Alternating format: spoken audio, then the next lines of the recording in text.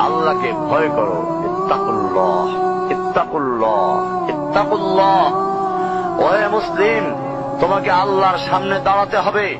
তোমার হিসাব নেওয়ার জন্য আল্লাহই যথেষ্ট, যিনি সব জানেন। তুমি যা গোপন করো ও প্রকাশ করো। তোমাকে অবশ্যই মৃত্যু বরণ করতে হবে। যখন তুমি দুনিয়ার সব কিছু ছেড়ে চলে যাবে, শুধু তুমি আখিরাতের জন্য যা সঞ্চয় করেছ তা নিয়ে সাবধান হও তোমার শেষ আমলের ব্যাপারে। তুমি জানো না কখন তোমার শেষ মুহূর্ত। তুমি কি প্রস্তুত মৃত্যুর জন্য? তুমি কি প্রস্তুত কবরের সওয়াল জবাবের জন্য? তুমি কি প্রস্তুত ভয়াবহ কিয়ামতের জন্য, হাসরের ময়দানের জন্য, হিসাব নিকাশের জন্য, আল্লাহকে জবাব দেওয়ার জন্য, মিজানের জন্য? তুমি কি প্রস্তুত চুলের চাইতে সূক্ষ্ম, তরবারির চাইতে ধারালো পুল সিরাতকে পাড়ি দেওয়ার জন্য? ভয়ঙ্কর তুমি জাহান্নামের ভয়ঙ্কর আযাব থেকে আত্মরক্ষার জন্য কাজ করছো তো?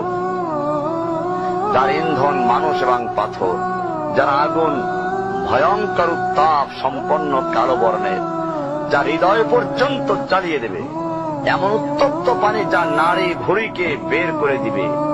রয়েছে খাবারের হিসাবে জাক্কুম ও গলিত পুঁজ। জাহান্নাম অসম্ভব গভীর, ভয়াল জায়গা। কঠোর হৃদয় ফেরেশতারা নিযুক্ত, যেখানে শাস্তির মাত্রা বৃদ্ধির জন্য শরীরকে অনেক বড় করে দেওয়া হবে।